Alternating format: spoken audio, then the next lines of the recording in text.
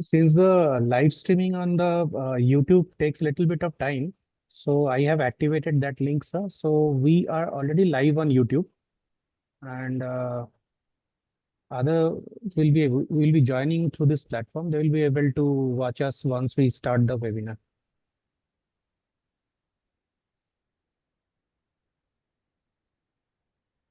So on YouTube, they can watch us now. Yeah.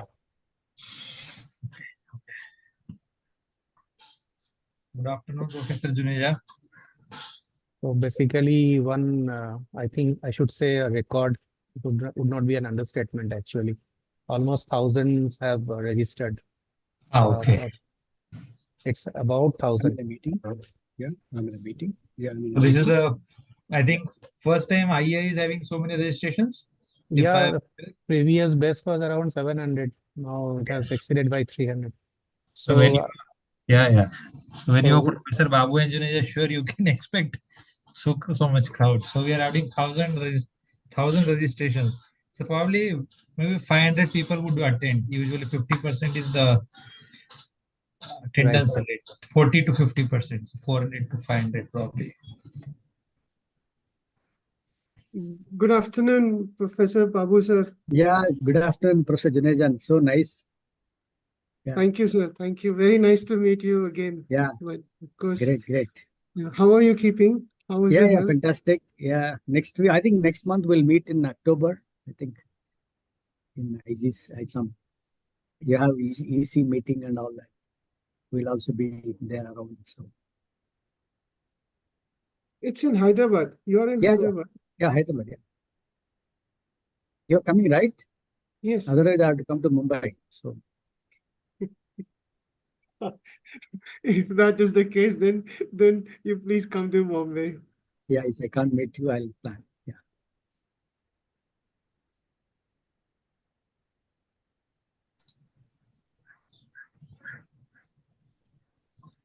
Is it audible? I think let me. I have shared that, and I made it full also. Is it okay? Absolutely. Start. Okay.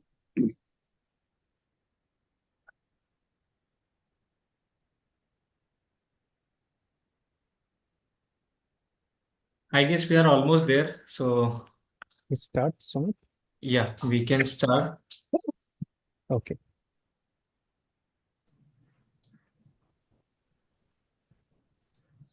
Okay. So, sir, have you made it active?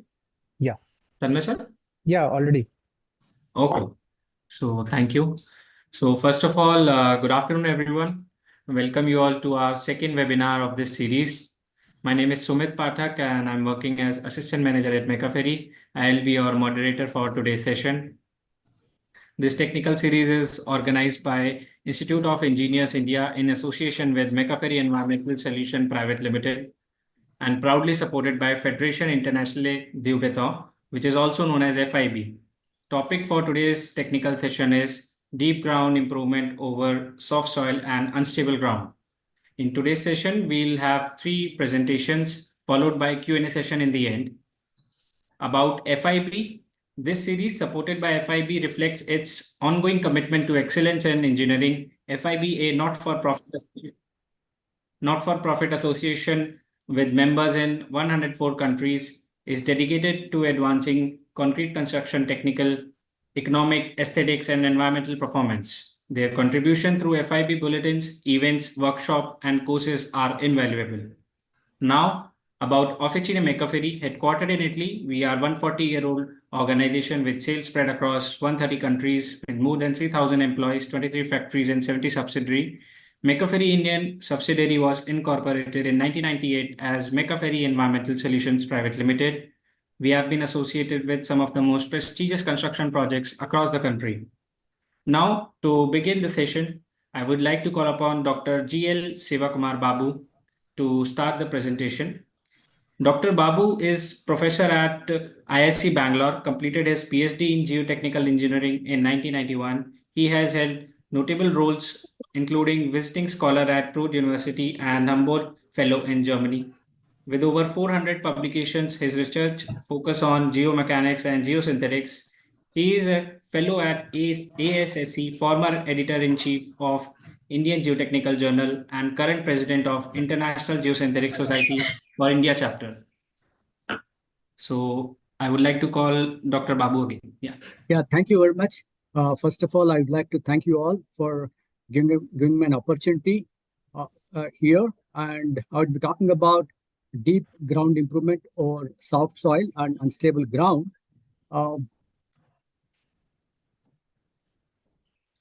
Yeah, so the content should be that I would be talking about various kinds of soil that we have in India, the problem with the soft soils in particular, the conventional methods of improvement, and some basics that I would like to address, and different methods, including PVDs and a case study. So I just say, we know that in India, we have different kinds of soils, right from, mountainous soils and alluvial soils and, some red soils, yellow soil, they're all basically essentially depending on the type of minerals that are present, their compositional characteristics, their response. And then you have black cotton soil, you have lateritic soils, you have arid soils. But then this is a typical classification that people tend to give. But we should recognize that in India, we have a long coastal line, maybe 3,700 kilometers. You have either on the east and west. The soil is completely soft. And, you have a lot of the pores, coastal structures, many things are there. But the soft soil is something very tricky. It's not easy to handle. It has large wide ratio, wide ratios are high, and the soil is mostly clay. Then they have very high water content. So, which means that they have compressible nature is high, like they tend to compress a lot on the low shear strength, but then it is very difficult to construct the buildings on them because of this poor shear strength properties. Permeability is very low, like the ability to allow the water is low. And so then, when you want to construct structures, sorry, it needs special attention to design. The thing is, you should understand the soft soil properties in a systematic way. The design is also a little complex. Then the maintenance is also an issue because you have large settlements and pore pressure development.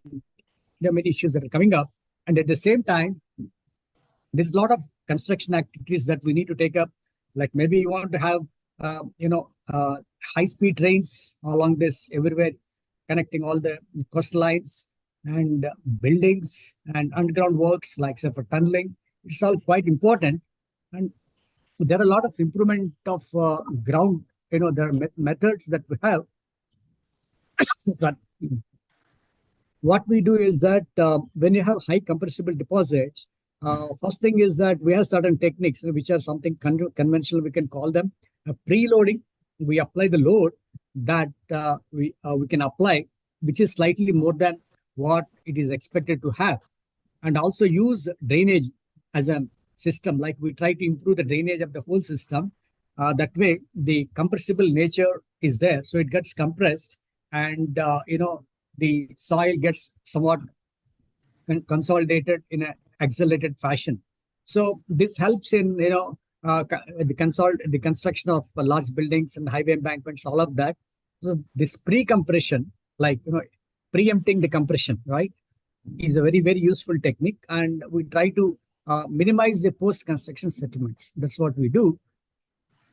So this method and understanding of concept has developed into a number of techniques, like, people are using only pre-compression or preloading, we call it. That's there in the olden, normally there. And sand drains we were using in 70s and 80s, but then it got replaced with the prefabricated vertical drains. That is where the geosynthetics play a significant role. And even vacuum consolidation, in fact, we apply some sort of vacuum to accelerate because you need to apply high surcharge. To reduce the surcharge, we use vacuum pressures, and that helps. And we also have high vacuum densification methods. There are a lot of spill-offs from this understanding. This is the fundamental understanding that we have.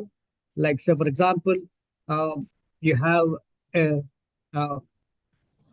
when you have a soft soil deposit, the time versus settlement is an important thing. Like without surcharge, without any building loading or any loading, it can just consolidate But then what happens is that it could take years, right? 3, 4 years, 5 years or something. Now, what we do is that, say, in the clay layer, we try to apply, this is maybe an embankment fill. So we try to apply some sort of surcharge, which is, so as it is, this load is much more than what the clay can take. I mean, clay can normally have. So what happens is that when you apply surcharge, you have settlement behavior like this, which results in accelerated settlements. What it means is that the settlement may be here, which can take, say, for example, if you look at the time axis, it may take 5 to 6 years or something. Maybe you can do it in 8 months to 1 year, 6 months or something like that. So which means that now the structure is ready for, load application. So this is what we do. This is what is called preloading, we call it.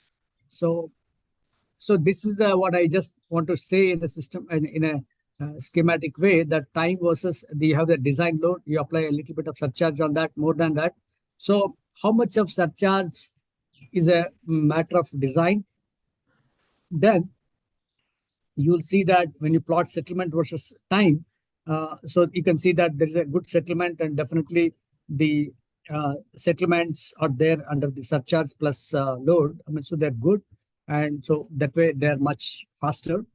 So this is what we do. When it comes to the principle, we are aware of this Terzaghez's one-dimensional consolidation theory, right? I hope all of them are engineering graduates. So we expect that we know about time versus settlement relationship, and this is the load plus surcharge. And you can see that what will take in T1, say for example, settlement versus time. So it can be obtained in T2 itself. Maybe this T2 could be 9 months, 10 months, 1 year, whatever. So this is the time. This is what is normally stated. So the thing is, this we know about a standard settlement formula for primary consolidation in a normally consolidated soil. Like, we expect most of the coastal soils, they have, they're soft, sensitive, and all of that. So they are more normally consolidated soils because so they are really, fresh virgin deposits. And so we calculate what is called consolidation settlements in the normal soils. And that is actually a function of we call it as primary compression or primary consolidation. And so this is a standard formula that we find in any of the engineering books. Like it is a function, if you want to calculate how much of settlement it undergoes on a normal load, you should know about that load and the additional pressure, and also so it's initial vertical stress and additional pressure and the void ratio. That's what I was mentioning, that the void ratios are quite bigger, like we know the standard formula ES equal to WG. We use a formula like in a basic second chapter soil mechanics formula. So the E naught is initial void ratio. Then H is the thickness of the compressible strata, maybe 5 meters, 10 meters or something. So we calculate settlement like this. This settlement, it could take maybe 6-7 years. Now with this, what we want to show is that we want to accelerate this. So we're trying to calculate what should be the additional pressure that we need to apply here. So what is this we're trying to calculate here? So what we do is that this is that simple expression. If we are putting a surcharge now, which is nothing but the fill load and also the load on this. And when you have the same formula is used here because the additional settlements here. And so when you just use that, a simple formula you'll get, which is nothing but in terms of the degree of consolidation that we call it. And the degree of consolidation one can get in a simple form. And finally, what should be the extra pressure that you should get can be obtained. Say, for example, these are called different degrees of consolidation, like, the pore pressure ratio, that is nothing but this is this, like we have this degree of consolidation because we want at the time 2, we want actually consolidation takes place, but we want that consolidation to happen, say 90% may be there, but we want that 90% to happen after six months or maybe 1 year. We don't want 6 years to happen. So that point is what we try to define, and one can get that using simple. I mean, I'm just trying to give only a simple idea of this, and but it's actually that depends on how much of extra pressure that you apply. So in relation to work and pressure, which is there. So there's a simple methods that are available, and I can give an example that I just want to show you. Like we also need to understand what is this. As I said, soft soils are poor in consolidation. So we always measure the consolidation, pore pressure parameters. They're very, very important in measuring soil response. And so we call it this sort of behavior, what is called when you have a compressible start of 10 meters, say for example. So when you have a load up at the one sand layer here and the other sand layer here, the consolidation can pattern can vary like this. We assumed there are different forms actually, and we calculate what is called the mid-plane potential, assuming that mid-plane where the pressure is higher. So this is a simple example, and one can get you have also have what is called the time factor is another important thing that in degree of consolidation theory. I'm just telling you some numbers, but don't get frightened by these things. I just want to tell you that we should understand, particularly in places like Mumbai, Mangalore, or East Coast or West Coast, soils are very, very soft. Without understanding the consolidation behavior, we will not be able to do a proper justice, because in ground improvement, without understanding soil behavior, we cannot really do a good treatment. Otherwise, instead of prefabricated vertical drains, you use stone columns. It may be wrong, or any other technique. So it's necessary to understand proper soil behavior and design that the ground improvement. And the PVDs have been, or this sort of techniques, like whether it's pre-compression or using PVDs, has been a standard technique in many, many soft soil deposits, even in Scandinavian countries and many other places, Bangkok and many other places. So I just want to give an example, because I gave you some frightening equations. I don't want you to get lost there.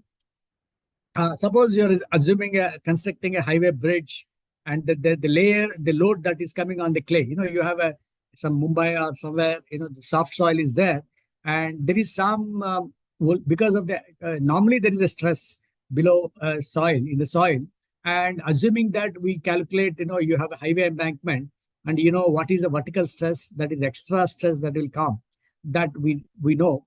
And now the objective is to we know that the thickness of the compressible strata is about 10 meters, and we know the compression index is about 0.81, which is normally we get from liquid limit plasticity and all of that. Some people estimate, but best is to obtain it from samples collected, undisturbed samples collected from the ground. So wide ratio is also quite high. You can see that wide ratio is high, and one can estimate these parameters, what is called coefficient of vertical consolidation. I mean, vertical is because the consolidation, I hope you will be knowing about how we measure the consolidation parameters in the lab. And of course, they can be even measured in the field. So we measure this consolidation parameters. It's called coefficient of consolidation. And this one can measure. And then the soil is normally consolidated.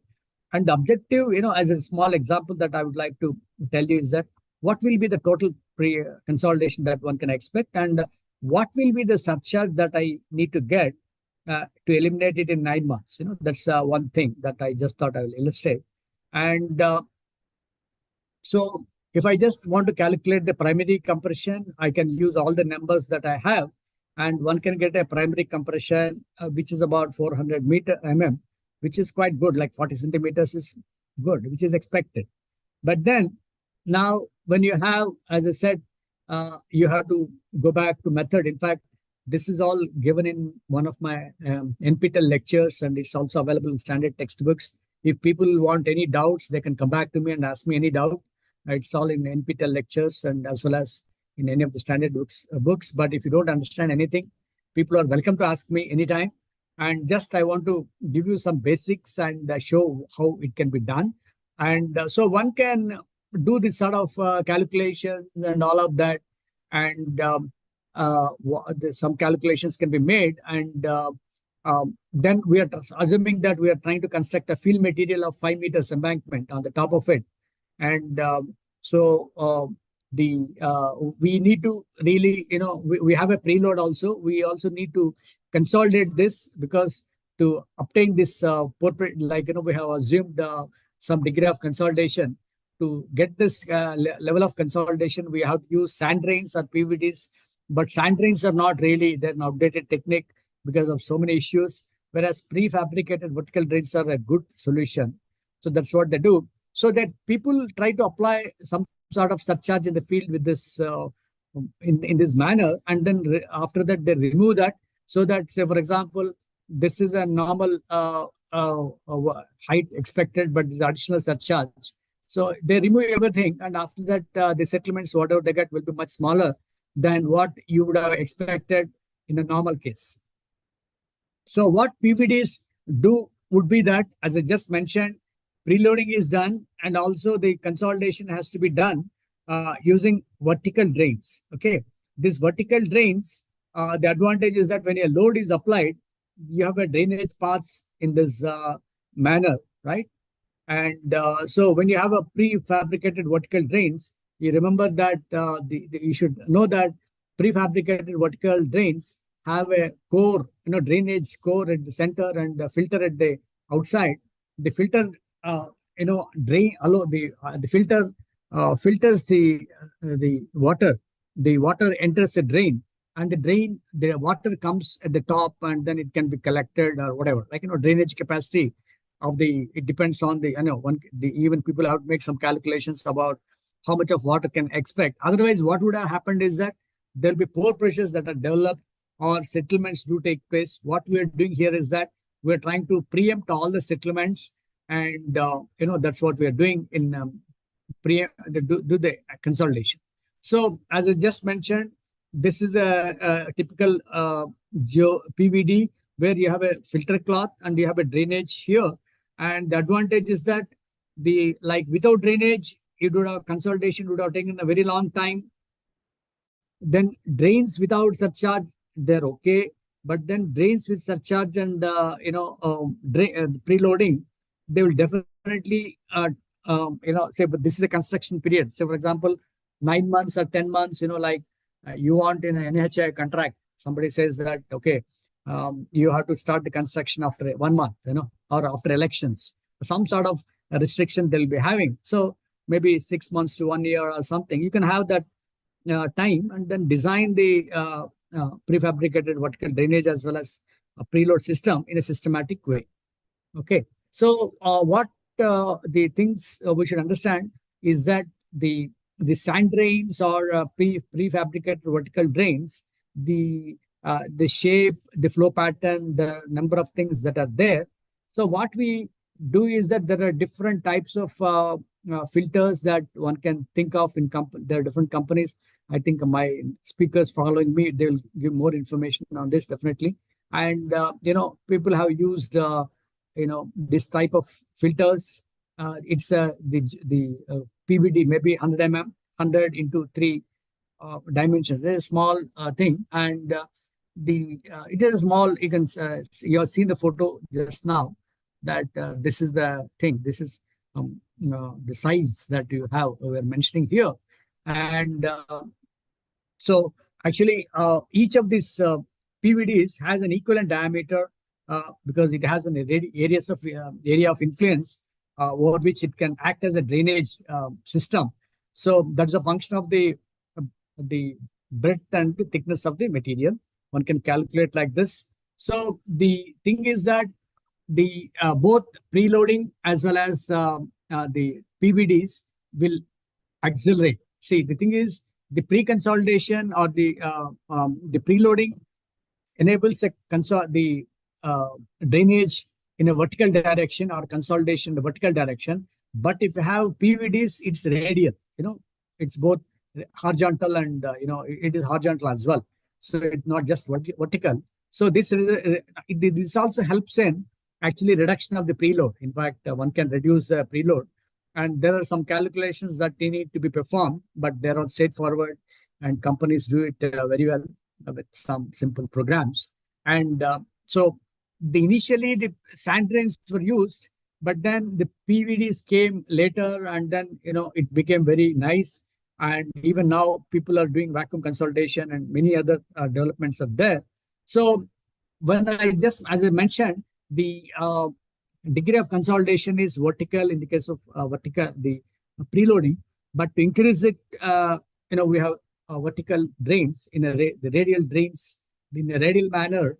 So you need to have the degree of consolidation is also going to be effective. So what we do is that we calculate the actual consolidation, degree of consolidation, using this simple expression, which is a function of both radial drainage as well as vertical drainage. This is a simple expression that is there in standard books, and one can calculate what should be the radial consolidation, degree of consolidation, all of that.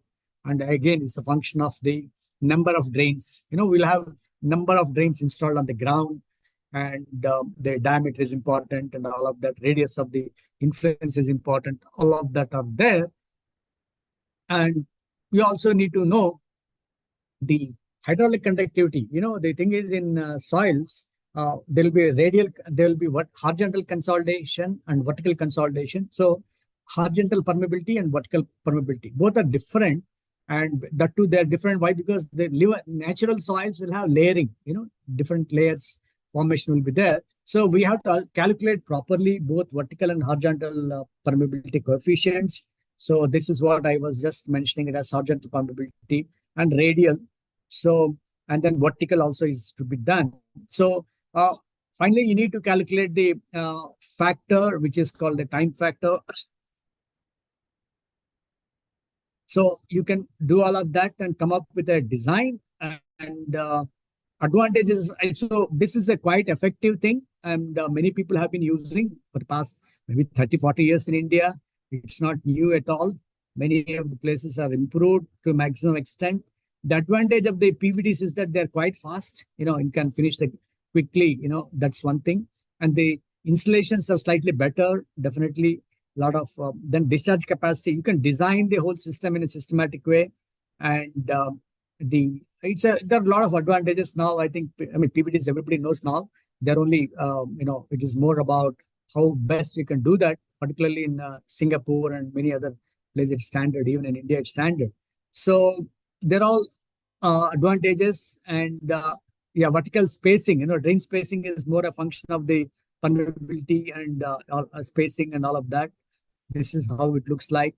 So what we do is that very important thing. When you design everything, people should do what is called, properties are based on laboratory tests, but then best is to get construct a trial embankment in the field.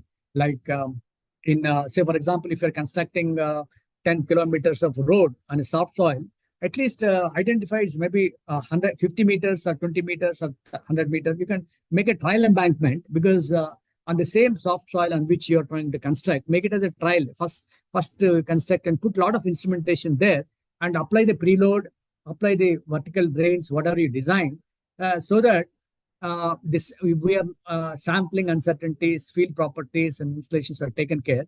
What you do is, for the trial embankment, you observe for 6 months to 1 year. And so the advantage of the trial embankments is that they give very good understanding of the field response, and it produces the stress conditions and field conditions that are representation of the actual structure. And it should also be a part of the final structure. Ideally, you did so much of work, and why it should not be used. And then it can be instrumented. That's a very, very important in soil mechanics, geotechnical engineering. Without instrumentation in the field, it's very difficult. Otherwise, the soil becomes always a complex. So you need to have piezometers, settlement gauges, and all of that. This is a typical scheme that you can have. You applied a surcharge, and this is actually the actual drainage embankment, the embankment structure. And you have a drainage blanket here. You have prefabricated vertical drains here. And so you can have settlement platforms, settlement measurements, then pore pressure devices in the form of pore pressures, inclometers, many things one can have, so that if you just monitor for about 6 months to 1 year, you'll get a complete picture. And now you can redefine, calibrate your properties better and do that. Okay. So that way you're able to understand the control soil behavior properly.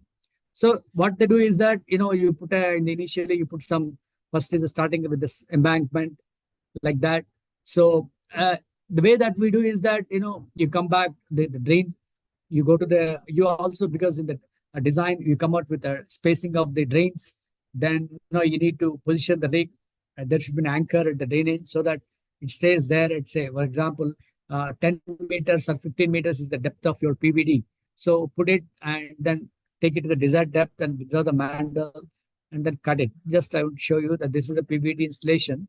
Example is like this. Then, this is how it is, and you'll cut it and then you'll have ground like this. So the vertical drains, it's all well studied. It's quite, it increases the strength of the properties that can also be measured. There are a lot of formula. In fact, in Japan, there is what is called Ports and Harbor Institute, and many institutes are there only for soft soil in the country, but not in India. That's a bit of surprise because we have so much of soft soil, but we don't have a research institute on soft soils. But I think maybe soon they will have. So it is quite useful. It increases you can increase the strength of the clay. It increases the rate of consolidation. It adds to stability of the embankments. Its applications are quite many. Like, it's not about coastlines also. Even in the lake beds, even the soil is soft, you can do it. Airport runways, dredging consolidation, mine telling. There are so many applications of this soft soil improvement. Many places where you have soft soil, it can be improved.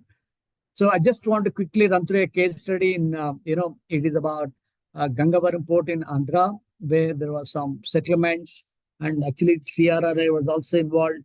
So there is some stacking of coal here.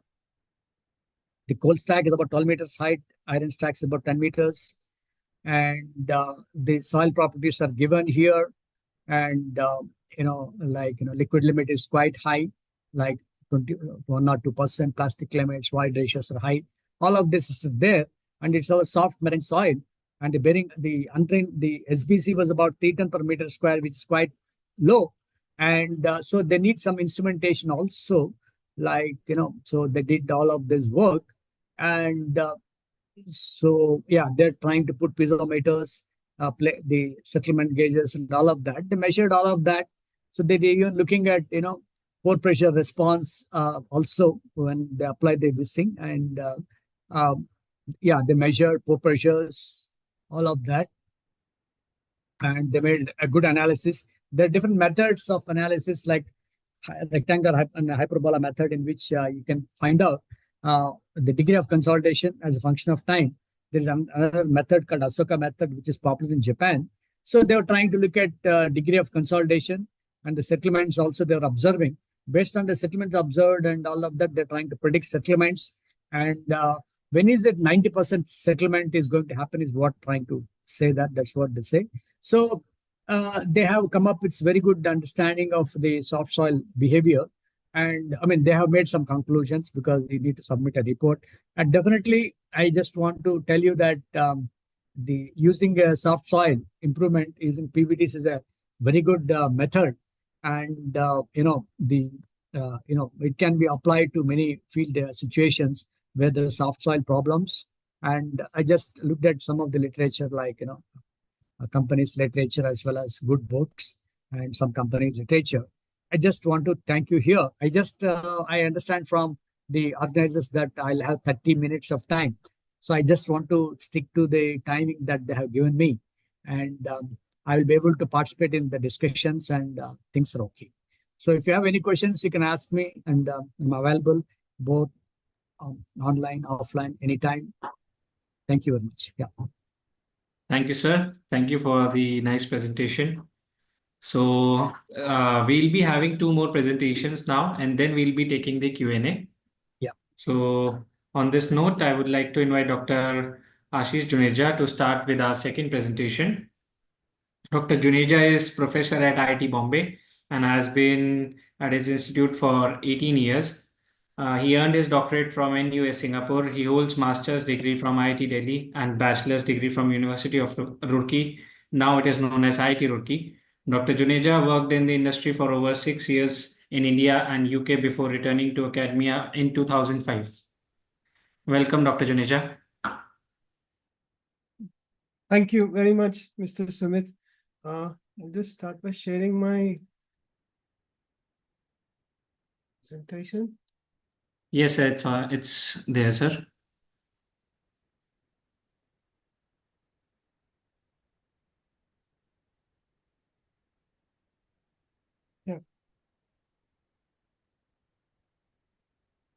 So I will thank you, Professor Babu, sir.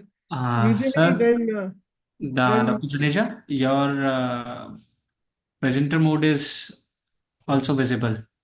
I think I can't change that.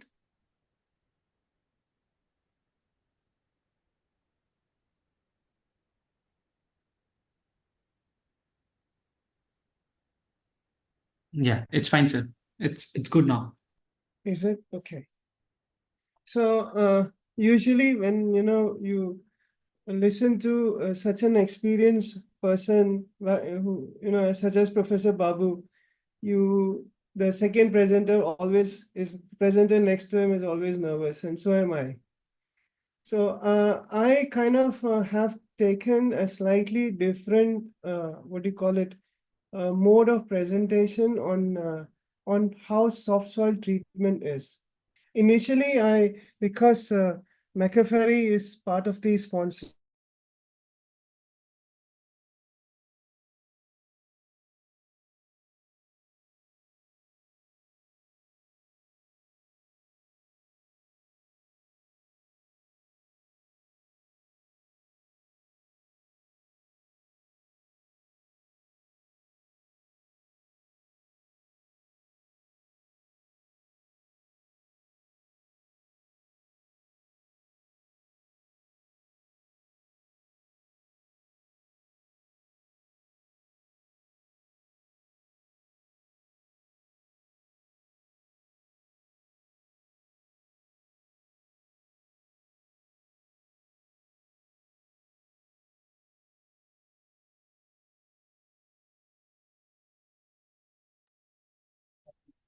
I guess Dr. Juneja is facing some technical glitch. Please allow us 2 minutes.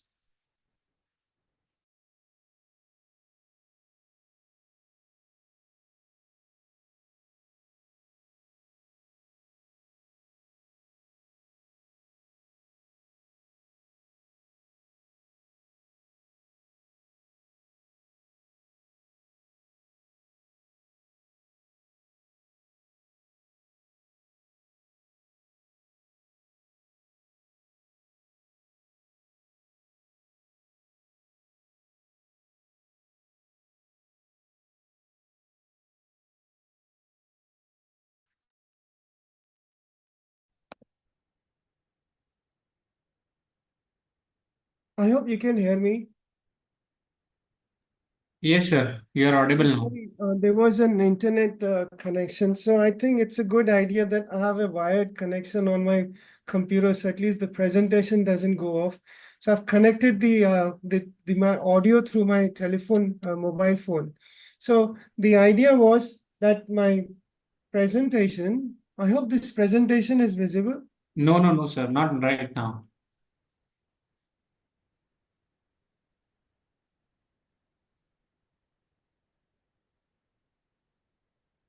I'm afraid the internet is gone. I'll just try to do something.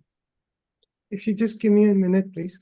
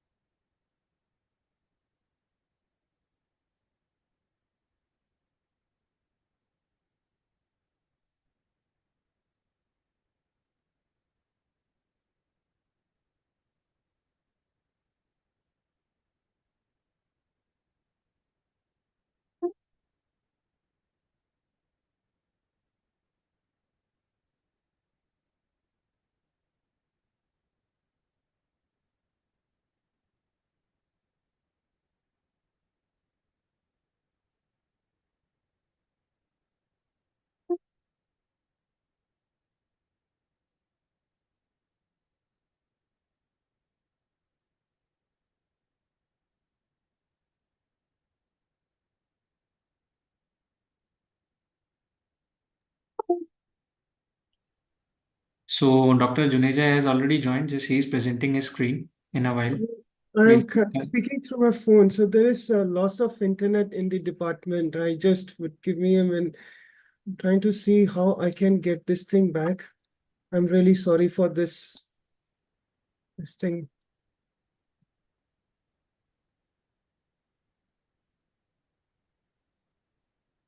Sir, can we have Dr. Ratnakar's presentation in the meanwhile? By the time he completes, you can join back. I'm almost done. If you want, it's okay, but it's Okay. It's if it is done, then it is I'm- more than fine, I'm sir. transferring my file from my computer, which has no internet right now, to my other device, which I've connected through my mobile phone. Okay, So- perfect, sir. Perfect. Yeah, if I can get this thing done. Yeah.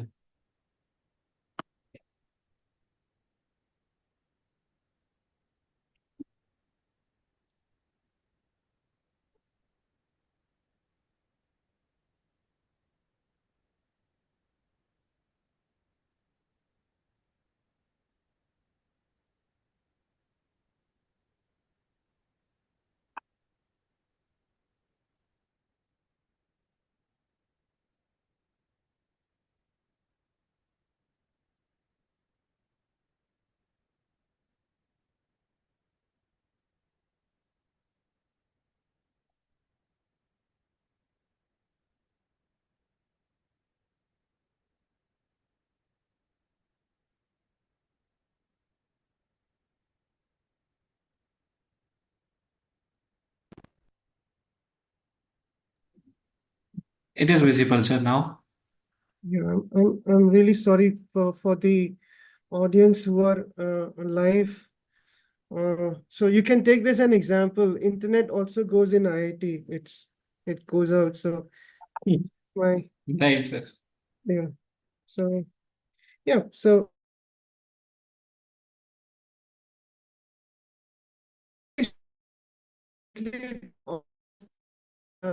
and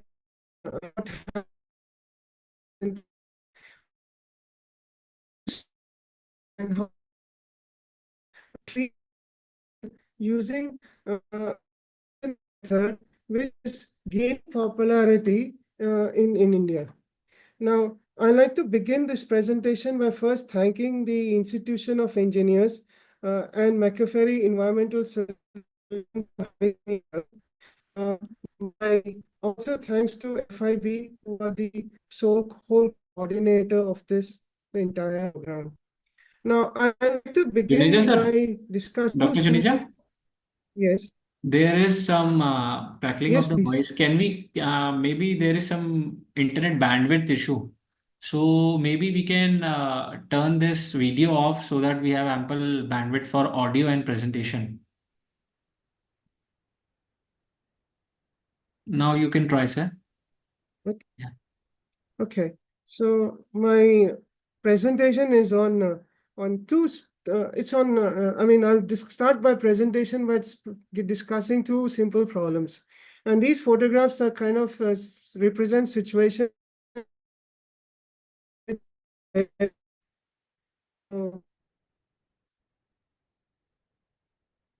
You see this during liquefaction, you have this entire ground under earthquake dynamic load. It becomes just like liquid, and you have your entire, for momentary, your soil, your deposits can't take any load. This happens especially when your soil is soft, you have loose sands, and loose sands which are prone to loads which are pretty short in short duration, but high amplitude, high magnitude loads.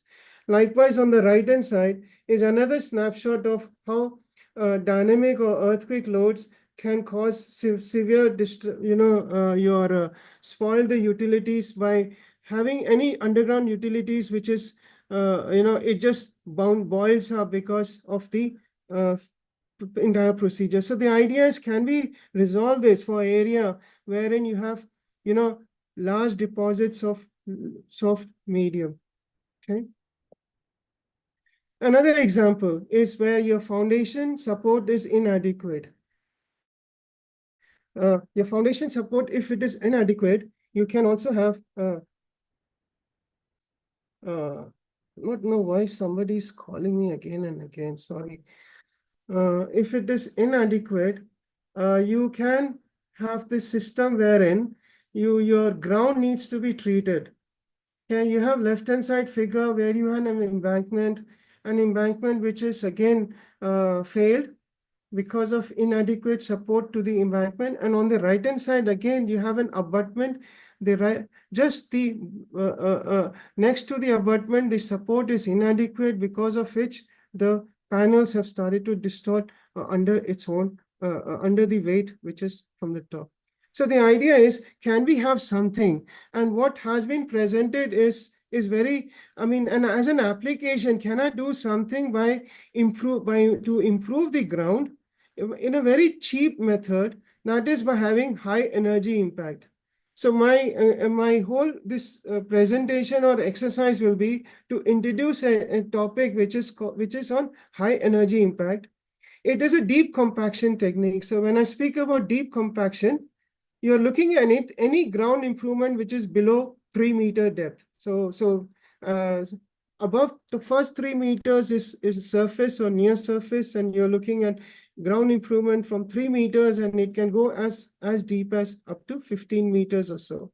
So although some rare instances, deep compaction has also has been used to improve deeper ground.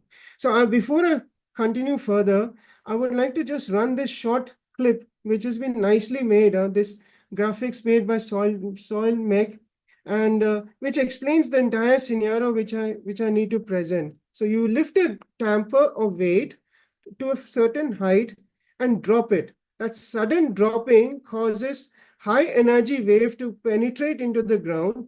And on the right hand side of this, again, this nice sketch, you can see that because of the stress wave, your ground the particles starts to pack together, come closer together, and you're improving the density of a local spot. Now, what you see again now is the crawler has moved to next spot, and likewise, it has made this in a grid. This has been followed in many reclamation projects along the Middle East. Some of the reclamation projects, it has also been followed in the Southeast Asia.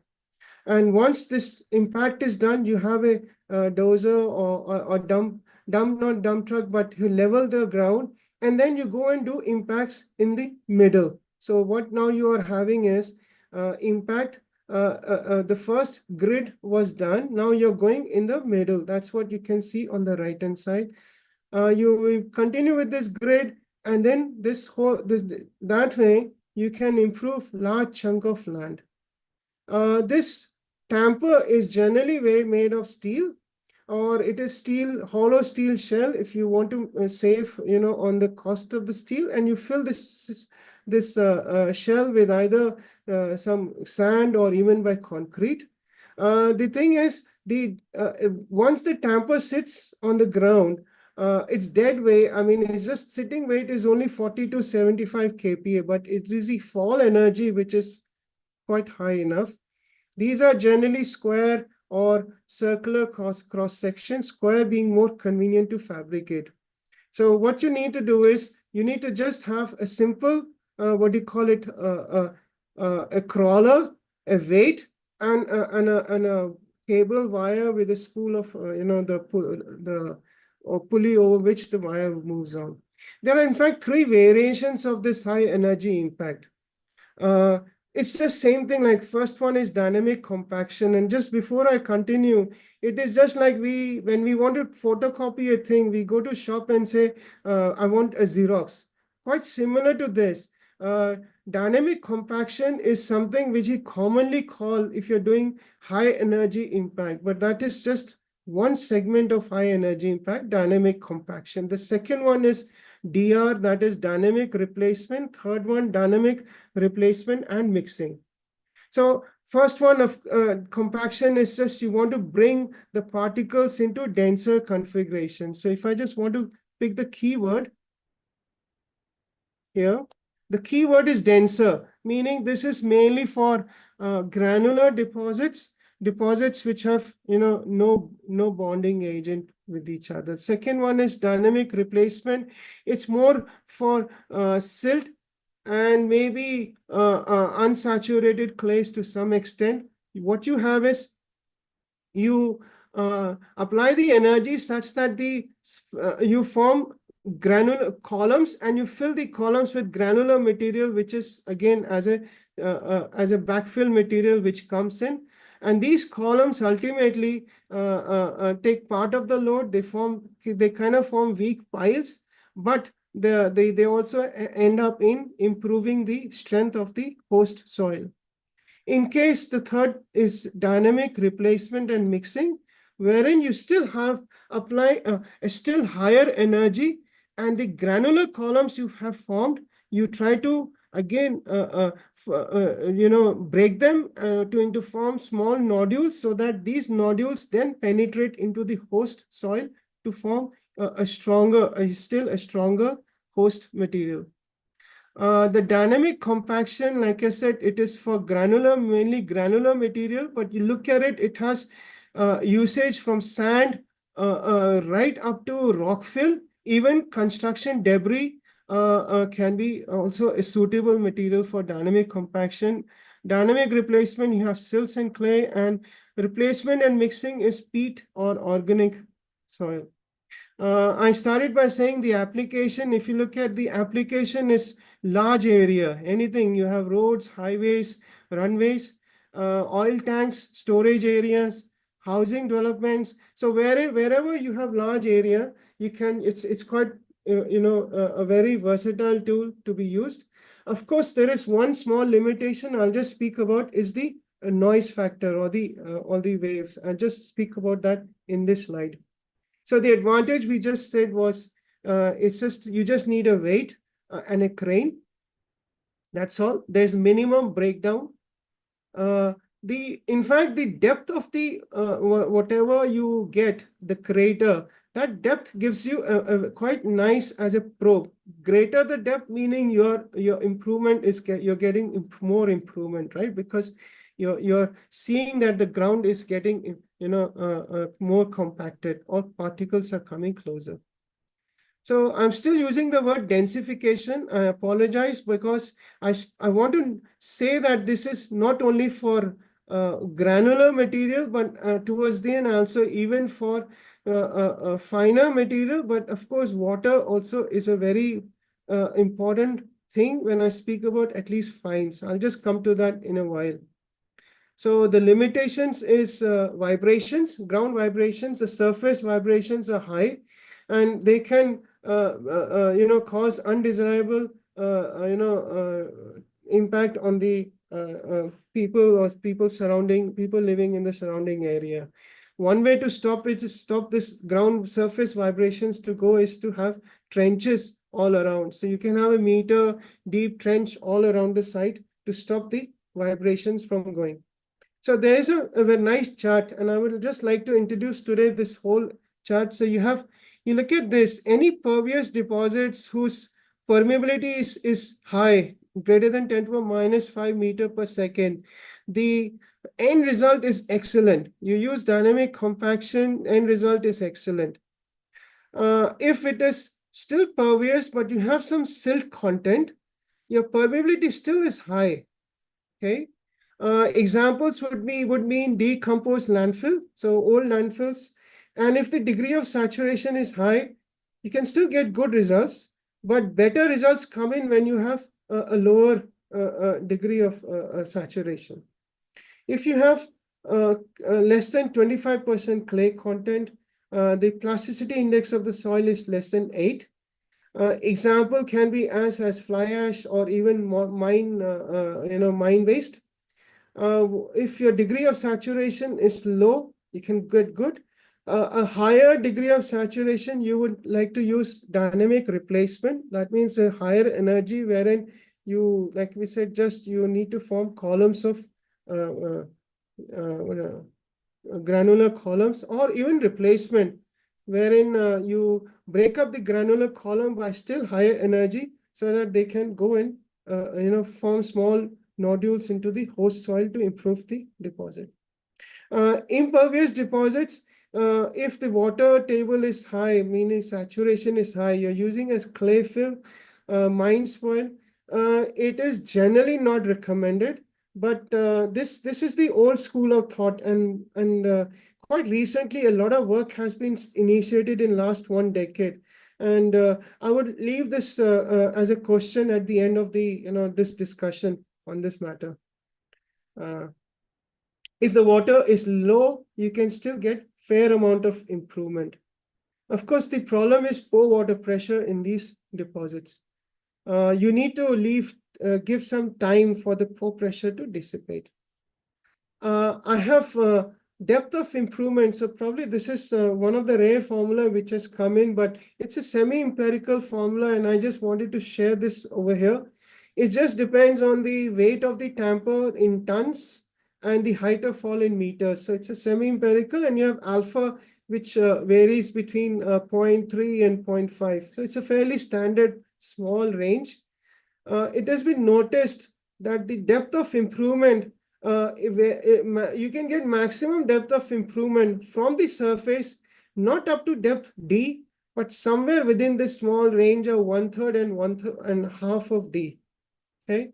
Obviously, closer to the surface, you have less improvement because there is no confinement all around. Your particles are, there is no surface overburden is less, and it's more like a free. So it's because of this closer to surface, you need to compact. You can use an ironing pass to compact the near surface soil.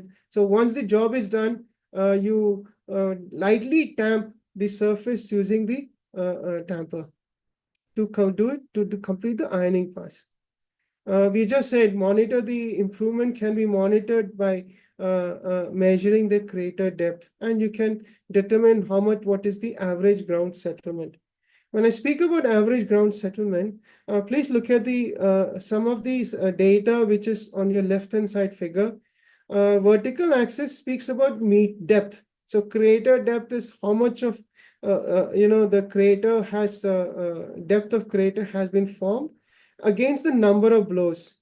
We would expect that there should be a continuous relationship, but you would notice as of now you reach a particular threshold, meaning I keep increasing the number of drops, but after a certain time, there is no more increase in crater depth. You kind of reach a threshold.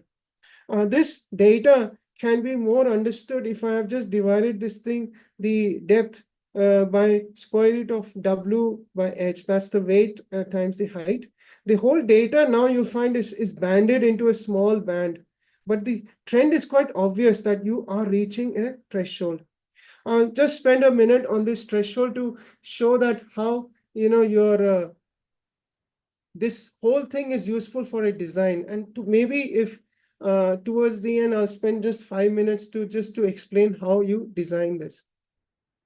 So you have vertical axis, which is your settlement, enforced settlement, and all this data is tending to reach a threshold. So I've connected a broken line in fact, I should not be using connected because this is not I connected, because this is from a reference paper. So I apologize. You see that the data is all connected by a broken line over here. And this broken line shows the threshold. So that's the figure on the right-hand side. What you see is this thick band of threshold, enforced settlement versus applied energy intensity. Or applied energy intensity, just to explain this. So you're looking at how much is the tamper weight in tons, how high it falls, that's ton meter divided by meter square is the area at which you're improving, or it is the area of the grid. The grid which was shown by the nice sketch, video sketch, wherein the tampers are falling at a fixed square spacing. So once you know the applied energy intensity, you can then use the bottom figure by looking at the applied energy intensity and then find out what is the energy per blow. So that gives you how many blows you would require and what should be the height of fall. So that's energy per blow, the normalized divided by the limit pressure. Okay. So just in terms of design, what you need is a grid print spacing.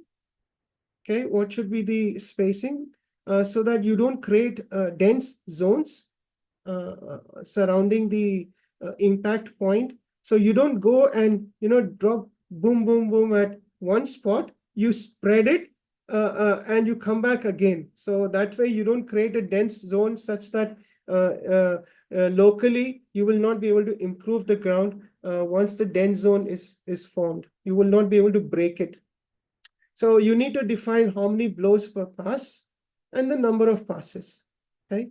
So usually this is the in terms of weight, tamper weight, the crane size, and the cable size. So it's just a chart which can be used for design, very simple design. Okay. It has been some usage has been used even for a miscellaneous fill. That means your any landfill, a new landfill. That means wherein you will find that the what do you call it? If the degree of saturation is low, you still get fair amount of settlement. But of course, because it's a new landfill, you do anticipate that the decomposition of the landfill material will also cause long-term, settlement of the material itself. Highly organic deposits, as we just said, you use dynamic replacement and mixing, which is more, okay. So I'll just take not more than few minutes just to show you an example of a site. This is a site somewhere in Bihar. It's a project which just to show you, this is the Google map, which shows that it's more or less nothing surrounds the site. So I would say immediately as a first hand, this looks like a very ideal site for this high energy impact. One side you see a single story, a few structures over here. They too, in terms of noise experience, structurally, it is not expected to be any damage, was not expected, and only thing is the noise perception on that region. So let me just tell you what kind of soil strata was there. So the SPT values in the a generalized SPT value from 0 to 5 meter and goes up to right up to 30 meter. Just look at the column on the right side. Usually an observed SPT, anything less than about 10 or 15 is considered to be weak. So what you see is at least the top approximately up to maybe in middle of 11 to 15 meters, somewhere in the middle, the ground from surface to up to this depth is kind of weak. And the idea was this soil can be prone to liquefaction. So if you look at the corrected values in the weak zone are still less than, definitely less than 20. And the target is to get a value of 20, any value of 20 plus, so that you don't, there are no liquefaction issues at any point. There were 5 borehole data points, and one borehole was also with SPT energy. There were cone CPT used with pore water pressure measurement and few trial pits at the site. So looking at this, first, if you want to do this high energy impact or let's say dynamic compaction, as this was an ideal site for dynamic compaction, you would first like to estimate what should be the depth of improvement. So from site itself, your depth of improvement is approximately, about 9 to maybe 9 to 13 meter. That is what you're looking at. You're also in this estimation of this work, you need to estimate a second step is to how much are the fines. So the second step of estimation or calculation is within the zone which has to be improved, sorry, up to what depth. That means within the top 15 or 10 to 15 meter, you're looking at so much of silt and clay content. So that is the second step. The third step is to use the minimum and maximum void ratio. So these are the values which were available from the soil report. Estimate what is the relative density you want to prevent soil liquefaction at the site. So in this case, a value of 75% was taken. Calculate what is the relative density which exists at the site. So you're looking at anything relative density of 34%. So you need to make jump 34 to 35 and using maximum and minimum void ratio. Your simple soil mechanics, you can use this to estimate what will be the probable settlement. So that is one. Next step would be to estimate what is the limit pressure. Limit pressure was measured from the soil report. So you have CPTU values. So limit pressure is huge from here. Even if you look at this limit pressure, in fact, your ground, these numbers tell you ground does not need to be improved. But from literature, from the same soil, it's about 51. SPT value suggested the use of limit pressure of 140, and I think this is what probably was restricted to. Okay, so if you use the void ratio and the relative density you want, it was estimated that from about 1 to 1.7 meter of settlement was expected. If I use FHWA guidelines or even standard textbook, if you have a standard textbook by, like, for example, Professor Jihan, he's got a very nice chart which explains how do you estimate the energy. But if you look at the threshold energy, which we just saw, you can also estimate using that. So you have about 560 to 600 ton meter. Your spacing between the impact is approximately same as it has to be limited by the depth of improvement. If I use these two, again, the guidelines, your height of fall was about 30 meter using a 22 ton tamper. This is on the higher end. This is extremely high energy. Usually you have about 10 to 20 ton tamper, which falls up from a height of about 15 or maybe 20 meters. So you're looking at extremely high energy.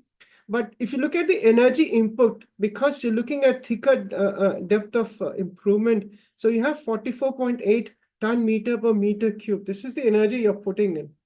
Compare this to the Proctor energy which use in the lab. So you have 62.97 ton meter per meter. I'm sorry, this should be cube. So 62 and 44, you're still 0.7 times the Proctor. So this is considered to be okay. So your final suggested procedure was you have the first pass as shown by the video earlier. So 1-1 is the first pass. You do 1-1 over there. Second pass you do in between. And the third pass you have, which is on the first, where you had the first impact. So that way, in the first pass, you have the weight of tamper, drop height. Your grid is still 10 by 10.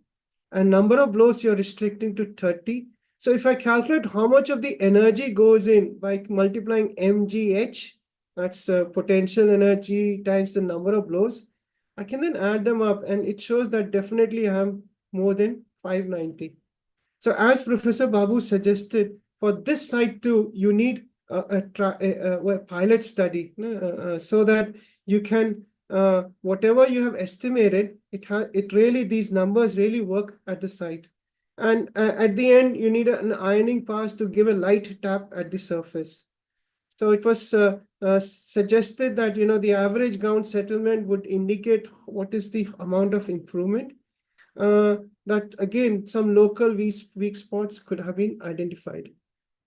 A very large crane with 32 mm cables were suggested. The peak particle velocity. So there are very standard charts over here wherein you have a scale distance, how far away from your you are from the point of impact, and what is your peak particle velocity. So with this data, it was seen that the people living at 100 meter depth will not experience more than 10 millimeter per second of PPV. IS code says up to 10 meters of 50 mm per second of PPV will not cause any damage to even moderately strong structure. So this was still considered to be safe, even for a moderate strong to weak. But it was expected that human disturbance will actually cause strong perception to human disturbance. Seismograph measurements were suggested, and a trench of 1 to 1.5 meter depth was also to be excavated around the site. So I'll just to conclude, high energy impact is cheap, and I must say, it has not been explored fully to that extent to which it should be. Its design is simple. It needs a support of a pilot study. Now, herein, because a number of times issue comes in with PV drains, and once they need to use a preload and surcharge, the common issue in at least in this part of the country which we see is the surcharge and the preload. Where do they get it? Because that is a very expensive part of the entire construction and ground improvement activity. So if we can use this method with PV drains in saturated clays, meaning I do a dynamic impact by dropping the weight, allow the nature to do its job such that the excess pore pressure dissipate through the PV drains, and then go on to the next cycle of impact. Now, this next cycle of impact is in terms of days. You can go 2 days later, you come back and do the next cycle. So this is the short turnaround period I speak about.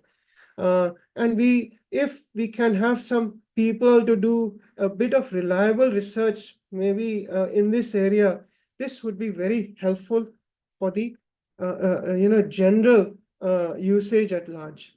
So with this, I'd like to thank you all. I'm sorry I took 10 minutes extra, but the thing is internet issue, and just good news is internet is back. So it is connected. Okay. Thank you, sir. Thank you, Dr. Juneja, for the illustrative presentation that we had. And moving on, we'll be having one more presentation for today's session. And now I would like to call upon Dr. Ratnakar R. Mahajan for the third session. So Dr. Mahajan is alumnus of IIT Bombay and working as regional technical manager at McAfee, taking care of India, Southeast Asia, and Pacific markets. He is a civil engineer with key experience in soil reinforcement, ground improvement, retaining structures, slope stability, river training, channel lining, and rockfall protection. Dr. Ratnakar, you're welcome. Thank you, Sumit. I hope I am audible. Yes, sir, you are audible. Let me share my screen.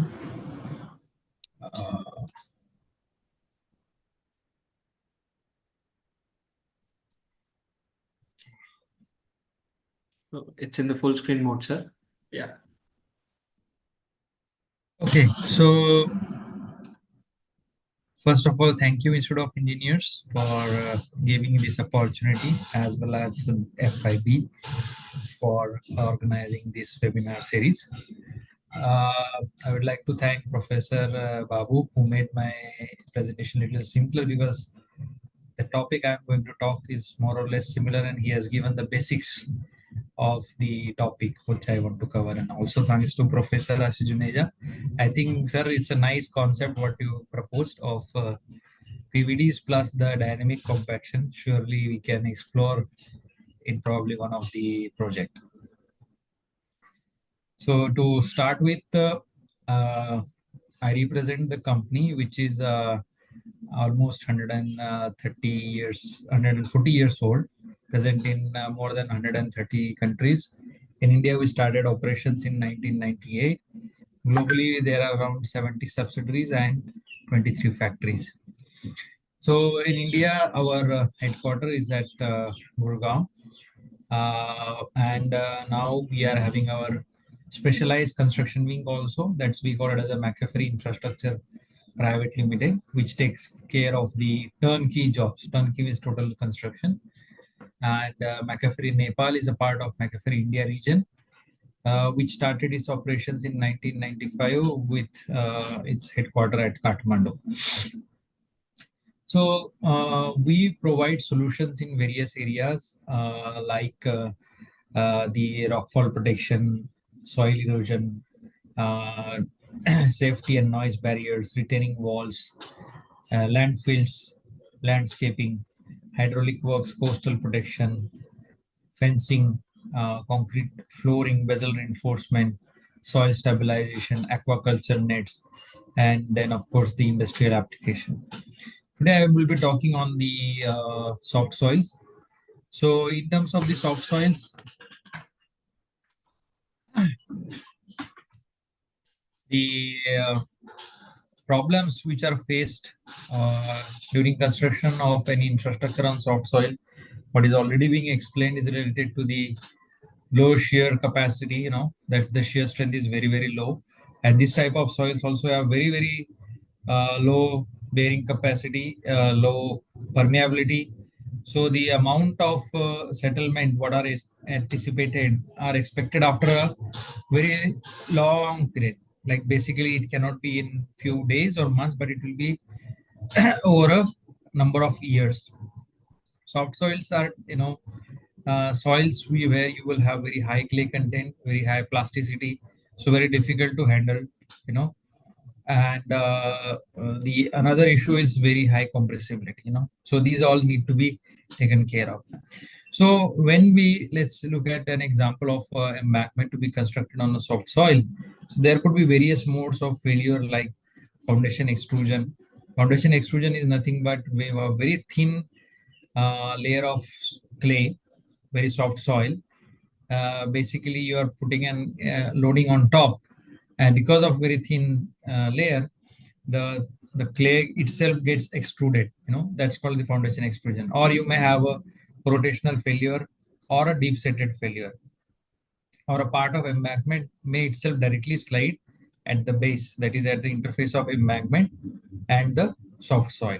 So all these modes of failure you need to take care while designing.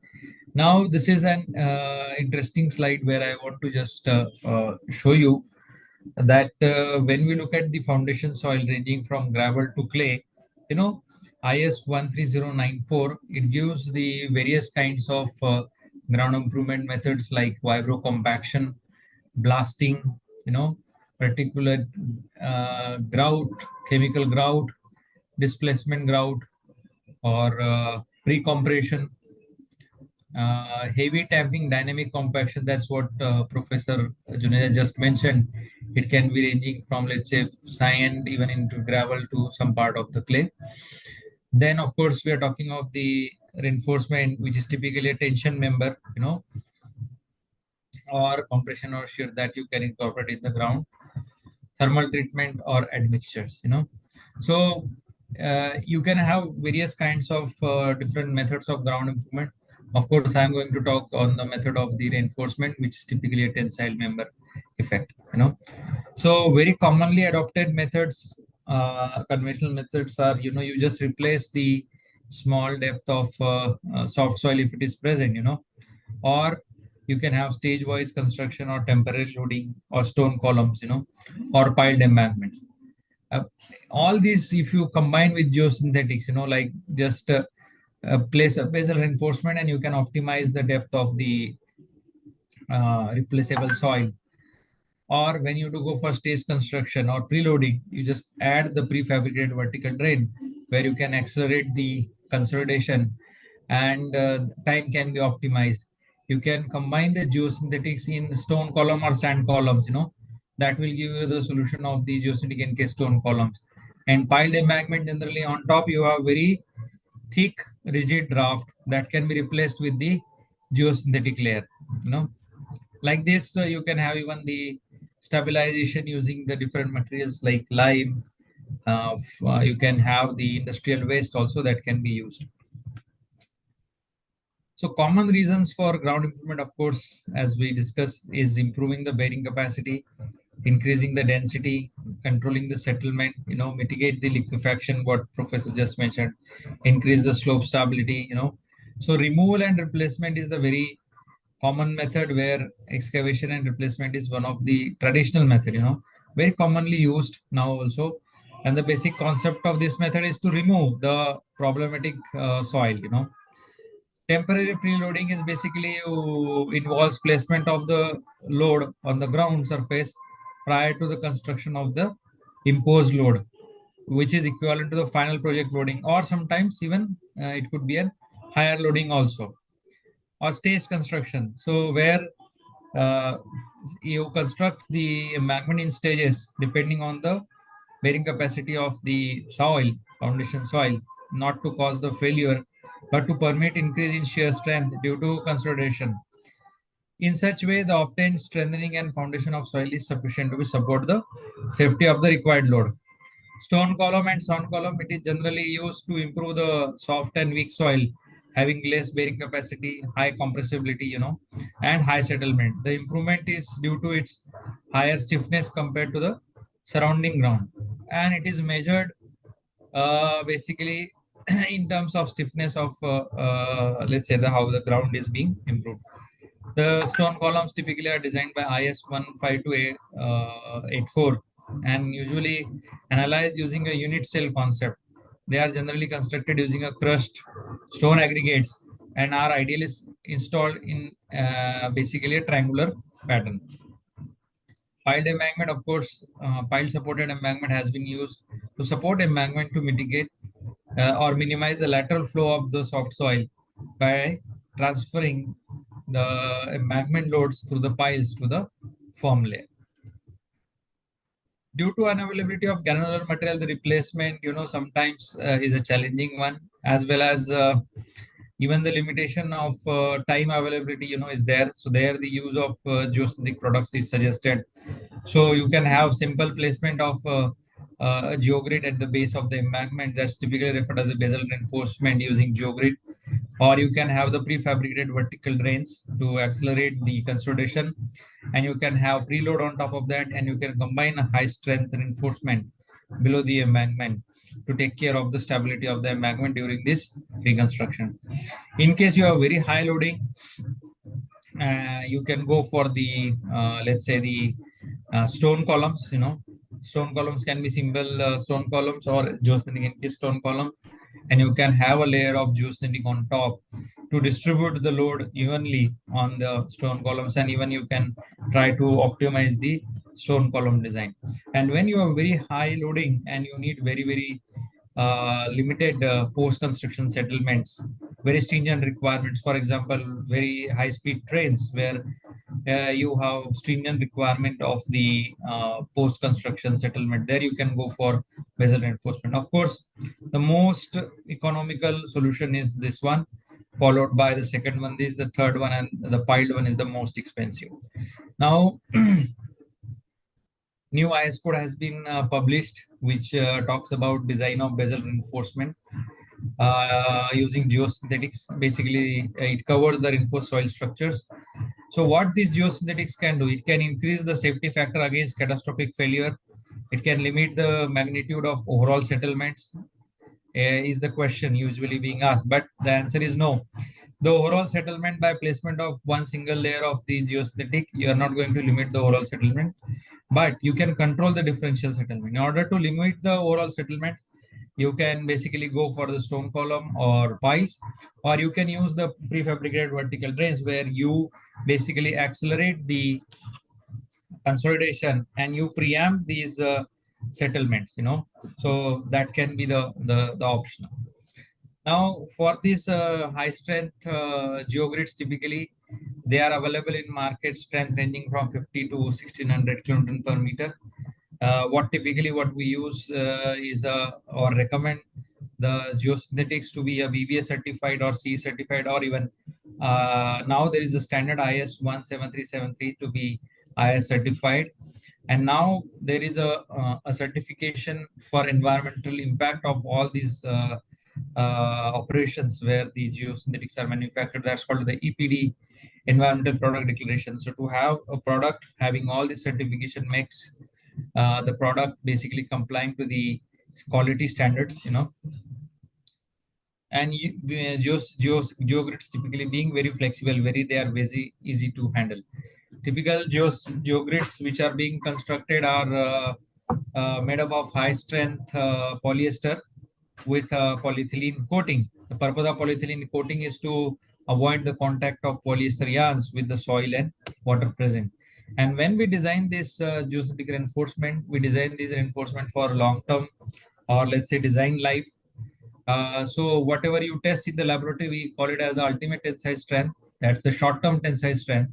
And you reduce the strength of this material by various factors. That's typically installation damage, creep, chemical and environmental, and weathering. All these factors basically takes care of the durability of the reinforcement for the intended design life. And all these factors gives you the allowable long-term tensile strength of the reinforcement, and all these factors are covered in the certifications like BBA certification. Now coming to the prefabricated vertical drain. So typically prefabricated vertical drains are nothing but band-shaped drains. Sometimes they are called as the band drains also. It consists of a layer of a geotextile. The purpose of geotextile is for filtration. So it allows the movement of water through the geotextile to enter in the core, and while it retains the soil particles. The width of this band drains is typically 100 millimeters. The thickness can be varying from 3 millimeters to 5 millimeters.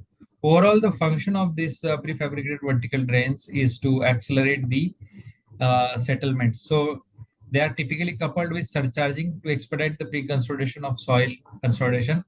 Surcharging means preload soft soil by applying temporary load on the ground that exerts stresses of usually equivalent or greater magnitude than anticipated design stresses. Of course, whether equivalent or greater, it will depend on the design. The surcharge will increase pore water pressure initially, but with the time, the water will drain away and the soil voids will compress. So with PVD, basically, we try to reduce the drainage path. Typically, for example, in this figure, if you see, let's say if you are having a sand layer below the and no PVDs, the water will just drain from one part. That's the one side drain. Or if you are having the sand layer on the top and bottom, or open layer on the top and sand layer at the bottom, we will say two side drainage. So the depth of soil to be calculated for consolidation will depend on whether it is single side drainage or double side drainage. These prefabricated vertical drains or weak drains or band drains, are used to shorten the pore water travel distance, reducing the preloading time. The intent is to accelerate the primary settlement. Pore water will flow laterally to the nearest drain, and as opposed to vertical flow to the underlying or overlying drainage layer, the drain flow is result from the pressures generated in the pore of the soils. So this figure typically gives you an idea on how exactly the PVDs are installed. So you have a crawler crane on which you have, this is typically assembly where you can have a drain and then a mandrel, and the mandrel takes down the band drain to the required depth, and then mandrel is retrieved. Once it is retrieved, you cut the PVD. So this is the photograph showing the installation of PVDs. You can see the number of cranes here, and this is basically a mandrel which helps to drive the prefabricated vertical drains down. Stone columns, of course, they are suitable in cohesive soils, and they improve the shear strength and the compressibility characteristics of the soil. Of course, they reduce the both total and differential settlement. Being constructed with the gravel metal, of course, they have very good drainage capacity. So improve the drainage. Of course, in case you need to densify the ground or improve the strength of the ground, even from the liquidation point of view, you can use the stone columns. So this is very common method, but very expensive compared to the prefabricated vertical drains. In addition to the stone columns, you can have a geosynthetics. Typically, two varieties are available with geogrid and with geotextile. So if you are using a seamless geotextile, they are very good compared to geogrid, because geogrid you will have a junction here and junction is the weakest point. However, when we look at the conventional stone column and the geosync NK stone column, the load bearing capacity of the geosync NK stone column is quite high. The settlement control, of course, is better because the geosync encasement provide a confinement to the granular material. That's how it helps to bear the higher loads. And stone columns also cannot be formed in all types of strata. Even if we say clay, but it cannot be formed on very soft clay, because in very soft clay you cannot formulate a hole where you can install the stone columns. So where you have very soft soil, SPT value is 1 to 5, you can very easily use this geosynthetic NK stone column. And this figure actually gives you the process of installation of NK stone columns in very soft soil. So you may have, let's say, a casing. You can lower down the casing. Once the casing is lowered, then you install a geosynthetic layer. That's the seamless wood geotextile.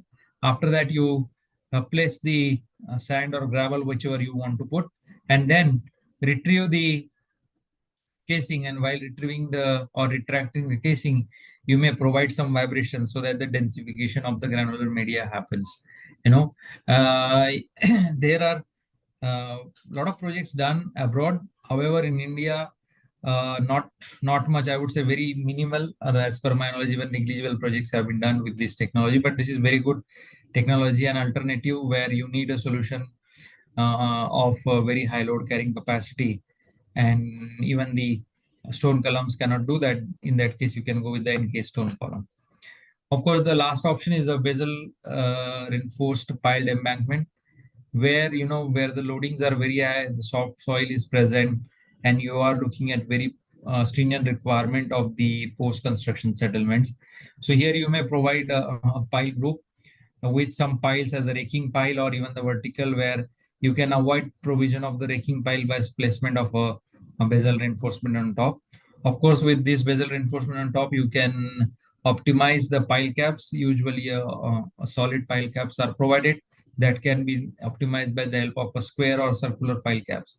The load distribution in bezel reinforcement evenly distributes the embankment loads across the piles, minimizing the differential settlement. The tensile force resistance, usually geosynthetic material at the base, act as a tension membrane and resisting the vertical loads and transferring them to the piles. Of course, all this happens through an arching effect, where reinforcement induces an arching effect, reducing the load on the soft soil, which is present between the piles, transferring it to the piles. And enhanced stability, basically, where the reinforcement layer confines the embankment fill by preventing lateral spreading and deformation, finally reducing the settlement by distributing the loads effectively. Bezel reinforcement controls and reduces both total and differential settlements. Of course, here there is an improved structural integrity, where reinforcement supports the embankment structure by reducing the risk of cracking and failure of the long term. Now, when we look at the just plain bezel reinforcement, the codes available, if you are looking for railways, it is IRS 004. If you are looking for the highway embankment, it is IRC 75, IRC 113. And as I said, the new IS code that's being published is IS 18591. This is recently published in 2024. It covers the geosynthetic reinforced soil structures, including walls, slopes, and basal reinforcement. If you are looking at the prefabricated vertical drain, IRS 004, IRC 75, and then IS 15284 Part 2, which covers the design of the ground improvement using the prefabricated vertical drain. Stone columns, IRS 004, IS 15284 Part 1, which covers design and construction of ground improvement for stone columns. And you may refer the German guideline also if you are interested to explore the option of the NK stone columns also. And if you are looking at the bezel reinforced piled embankment design, so presently the IS code, which is recently published, does not cover it, but BS 8006 Part 1, 2016 covers it. So obviously with this, I would like to move on to the case histories. So the first case history is about ground improvement using the GeoGrid and the geocomposite drain for an project which is Barasat to Kishangarh on NH34, that is in the state of West Bengal. Here, the soil type was very high compressible soil, that is CH type of soil, up to depth of 5 to 6 meter. Here, the problem was waterlogging with water table observed at shallow depth. Of course, a lot of subgrade deterioration was noticed, and the settlements which are anticipated on the widening portion of the highway were higher. So here a solution was proposed using a high strength geogrid, paralleling, and a non-woven geotextile. And the drainage layer basically was provided. Basically, anti-capillary layer was required to be constructed using a sand layer, which was replaced using a drainage composite drain, MAC drain. So here, this is the sketch of the solution. So the magenta line at the bottom is basically here a non-woven geotextile, which is placed at the native soil as a separator between the layers which are going to be constructed and the original ground, followed by red line. What you see is a high strength geogrid, the Paralink and Paragrid HF 200, which will take care of the stability of the widened portion of the embankment during construction. And the cyan color line, what you see is a MAC drain, which is being a special type of MAC drain with one side lamination, which will act as a basically the anti-capillary layer. The next case study is of ground improvement of reinforced soil wall. This is near Kakinada. Here, the project is under execution. Actually, the superstructure was here, the reinforced soil structure. The maximum height around 12.8 meter, and the soil is typical, you can say, marine clay, because Kakinada is very close to the sea coast. Here, contractor built the reinforced soil wall using the concrete panel fascia, and unfortunately, the ground improvement was carried out using just one layer of geocell. However, it's a deep soft soil up to depth of 19 meters. And here the ground improvement scheme is designed with preloading of 1.6 meter in 8 stages, and each stage you have to wait for 26 days. Total anticipated settlement would be around 273 millimeters, with residual settlement of 13 millimeters. Some places the settlements are quite high, up to half meter as well. So here the ground improvement was provided using basically a non-woven geodextile as a separator filter, followed by the installation of the high strength geogrid as a paralink layer, prefabricated vertical drains for accelerating the consolidation. So in this slide, you see a installation procedure. This is from the Kakinada side. So you can see this is a mandrel, this is a PVD. So initially they will join first the PVD and then the installation of PVD in the ground. So this is the fresh roll of the PVD which is being brought, that is being mounted on the machine. No? Then connecting the two PVDs, how it's done. As Professor Babu mentioned, it is a very common method, extensively used in India for many years. But however, we thought of covering this in this webinar so that the understanding of this technology is spread wide, as this is one of the very, very economical method of improving the very fine, let's say clay or silt kind of soil, fully saturated. This is the best technology to do that. So this is how you connect the two drains, and then with the help of staples, no, just the simple industrial stapler you use.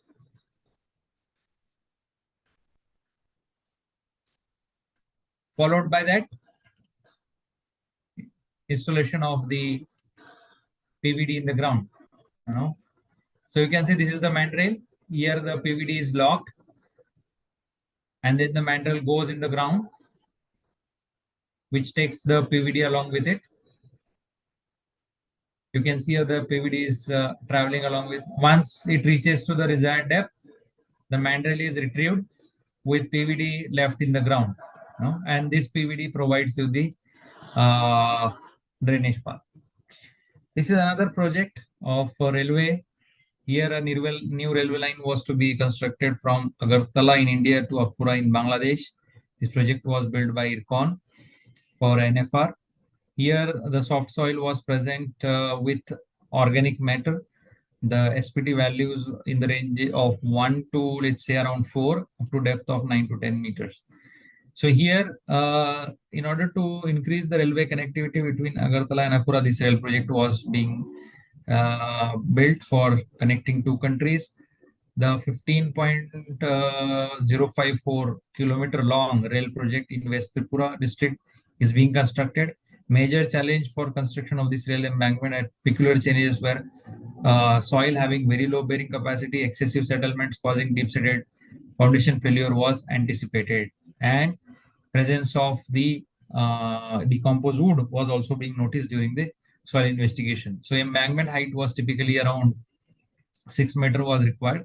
Here preloading of around 9 meter was provided with an consolidation of around 300 days. Of course, the soil was very soft and it could have not taken such a high load. That's why the high strength geogrid was provided at the base of the embankment to take care of the stability of the preload, and as well as increasing the preload more than what the foundation soil could take. The next case study is from the Gujarat. This is Mundra Special Economic Zone, which is located in Kutch district of Gujarat, one of the largest SEZ in India. An ROB was proposed over railway line that cuts across connectivity road between Mundra and NH8A. The approaches of ROB were proposed to be retained by a parawave reinforced soil wall. However, the foundation soil comprising primarily of sandy silt with clay and was found to have inadequate load bearing capacity. To bear the load of retaining walls, keeping in mind the high water table and high consolidation settlements, a ground improvement technique was proposed, which would improve bearing capacity of soil as well as reduce the post-construction settlement, also facilitate the process of implementation. Thus, considering these factors, stone column technique with geosynthetic as a basal reinforcement was adopted. The stone column technique, is by various methods it can be done. In this project, vibro replacement or vibro replacement displacement, there are two methods. Here, the technique was used for construction of stone column. Here, basically, the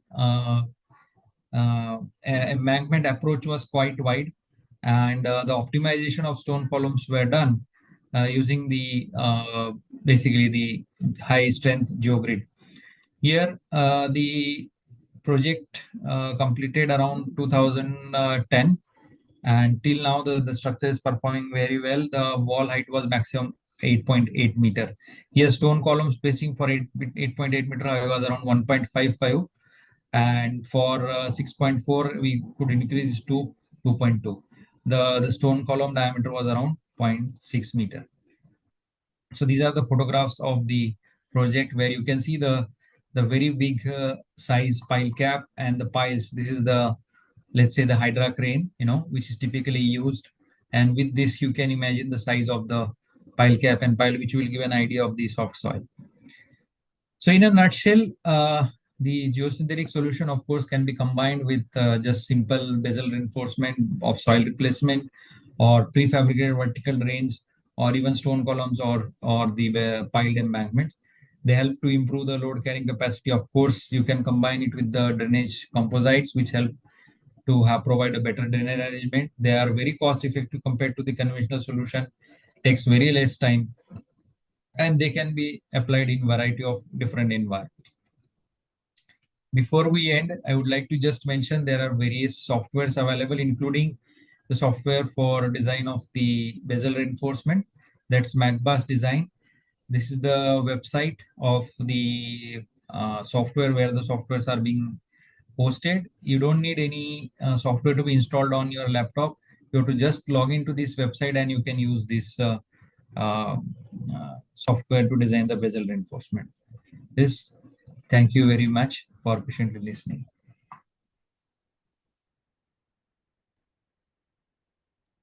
Thank you, Dr. Ratnakar, for the wonderful presentation. So now moving on, we can move on to the Q&A session. So we'll take a couple of questions.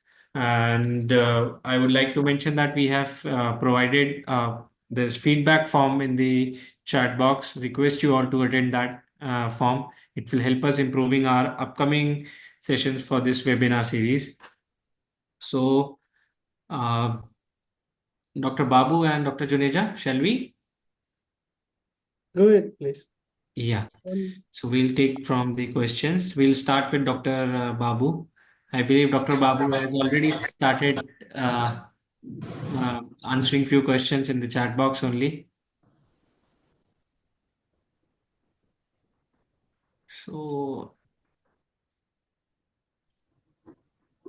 okay. So what are the reason for sudden droughts and slides in India?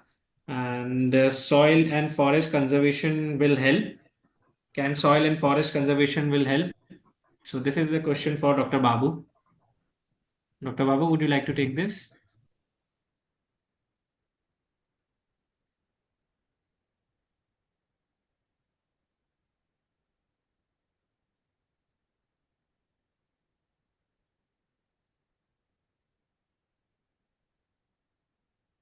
I think he has answered this because I can see only few questions on my Yeah. screen. I And guess he has already answered all the questions pointed towards him. So no worries. Moving on. We'll take I can only see when my internet came back. So I think prior to that, all my questions are back. So what I yeah. see is I start from 3. Yeah, if you want to read, you can please tell me. So I'll just read for the audience. So just a second. I'll just. So Dr. Babu has responded. Climate change effects resulting in low rainfall event as well as high intense rainfall. So this is what he has responded. So now we'll take the other question, and the question is for Dr. Juneja. How to improve soft soil suitable for heavy construction? Hey, I think it's quite a general question. So unless we know what heavy Mhm. construction, what is the expected, I can't see the question, but if this is the complete question, then maybe more information is required to really correctly answer this because it's a very general question. But let me just answer this with my limited knowledge. Uh, Heavy construction, soft soil. So I believe you're looking at increase in bearing capacity. So one such method is, of course, what I discussed, but it has its limitation and it may not be suitable for all.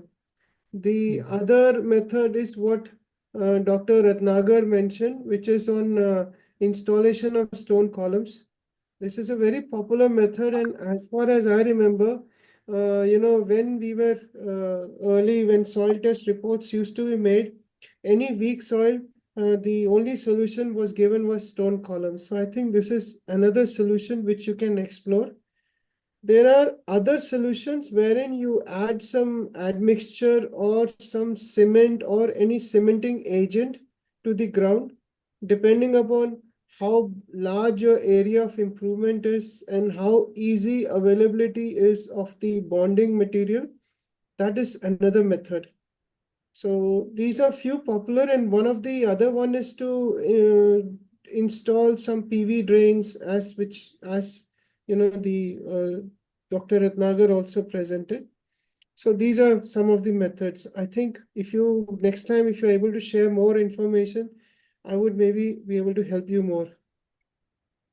Okay, thank you, sir. Thank you for answering the question. So we have another question for Dr. Juneja from Mr. Prabhakar Rao Vanam. Question is this high energy impaction better over vibration? No, high energy vibration. Let me sorry. I'm not very clear what really you mean because vibration, when you look at, you're also looking at installation of stone columns is through vibratory mean. And in vibratory mean, you are again having a vibrofloat which goes inside the ground and you try to densify it. It has quite some number of limitations, vibratory compaction, because your ground cannot have silt more than certain percent. Your you should have a working platform. You should also look at consideration of what is the existing relative density, what kind of particle size it is. So I cannot say vibratory compaction using a vibrofloat, assuming that is what you mean, is the option which would be better or worst. But of course, dynamic compaction is one method wherein you can use any, you need not be in terms of design, the particle size doesn't play a major role because it has ability to improve the ground even if it has large size particle.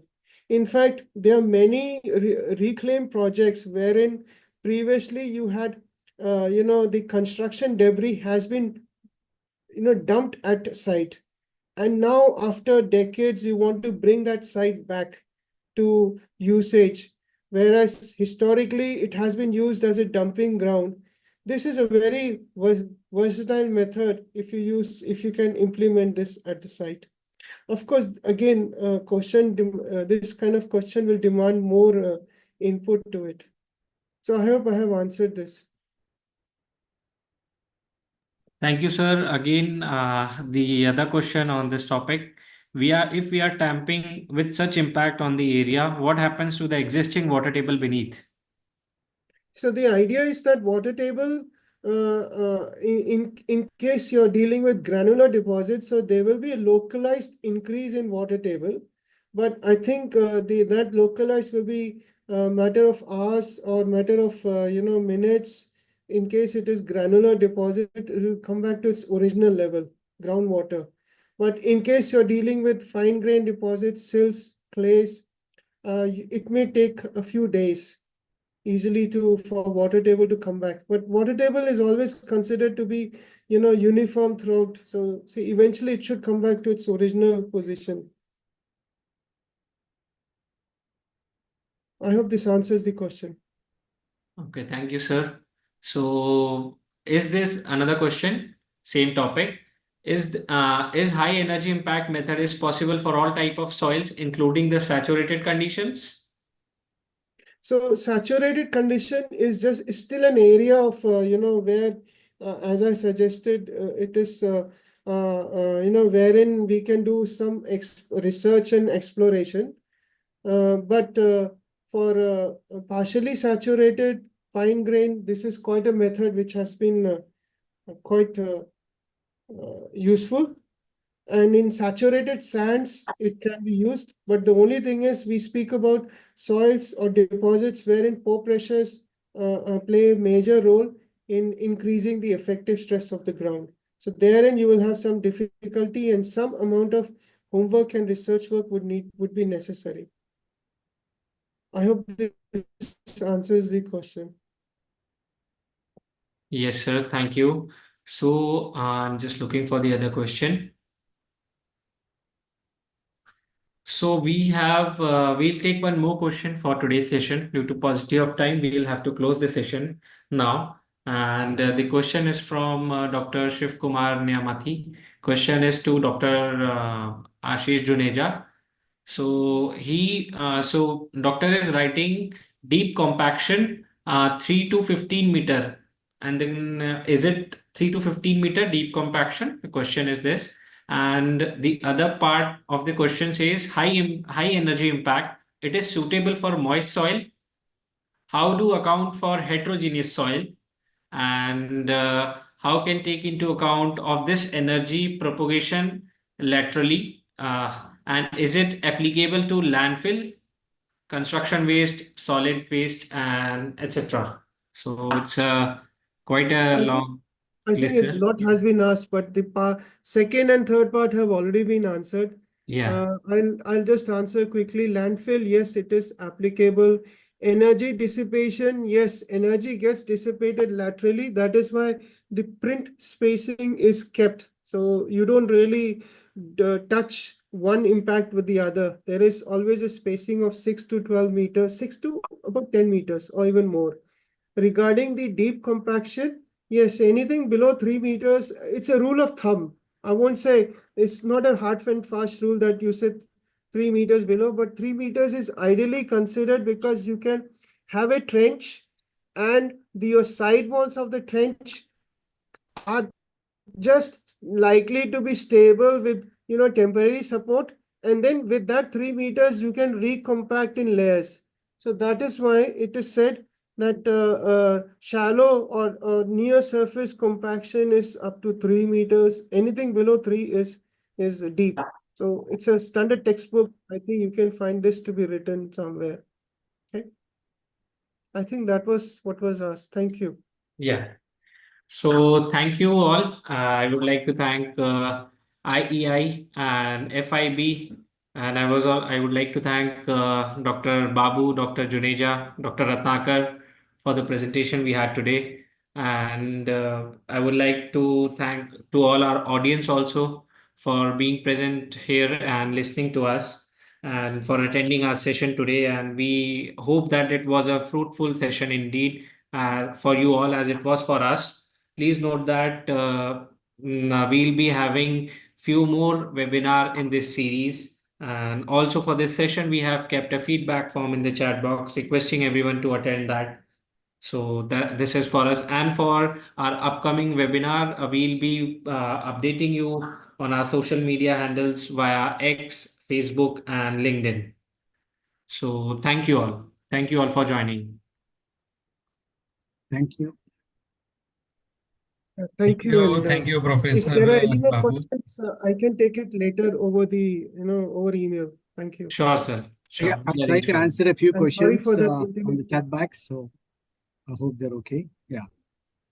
Any questions, they can separately discuss with me as well. Thank you very much. Thank you all, Dr. Mahajan, Professor Ashish Juneja. It was a pleasure meeting you all. Thank you so much. And Thank you, professors, for taking up time, bye. Bye. a Thank you, precious time sir. from Thank your you. busy It schedule. was Thank you. pleasure seeing you. Thank you. Thank you. Thanks to all of you, sir. Thank you.